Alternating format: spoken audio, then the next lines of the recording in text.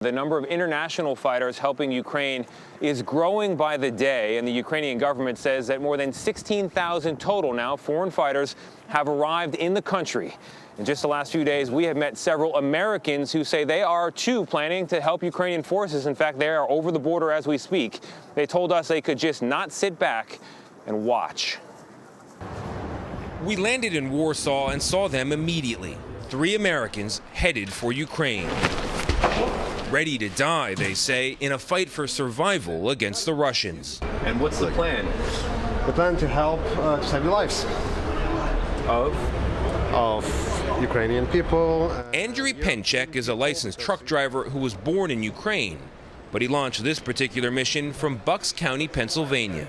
And while we read in his local paper that he's never been in a battle and used personal savings to pay for his tickets, he told us the hardest part was leaving behind his 3 young children. I didn't say goodbye. I said, see you.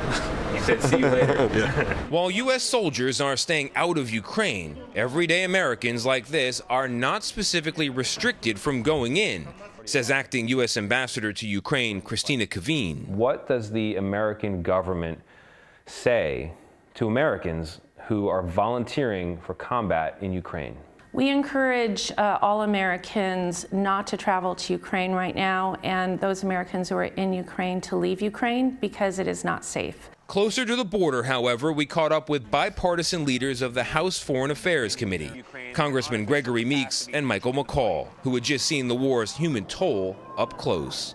How do each of you feel about our fellow countrymen joining the fight there? I think that what they see and what people around the world are seeing is democracy's at stake. And as you know, President Zelensky said to us, this is not just a fight for Ukrainian people. This is a fight for all of us. It's just starting here. Ukrainians have inspired the world, and these freedom fighters, I call them.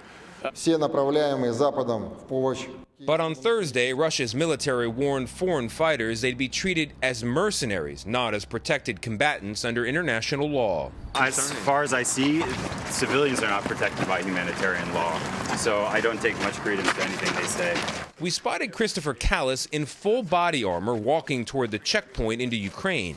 Before the war, this trained pastry chef with no military experience had been splitting his time between the New York culinary scene and Ukraine. But after evacuating his Ukrainian wife and baby to safety in Portugal, he decided to go back. Not to fight, he says, but to help others. So you're Ukrainian by marriage, but on paper you're an American about to enter Ukraine That's correct. Join the war effort. Yes.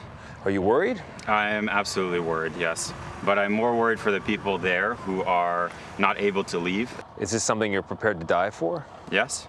I want my child to have a Ukraine to go back to when she's grown up. So we lost contact with Chris for a couple of days, but we did hear from him this morning. No pictures, but he said he is in, quote, deep. As for Andriy's, his group, we did get a picture from them. They are over the border.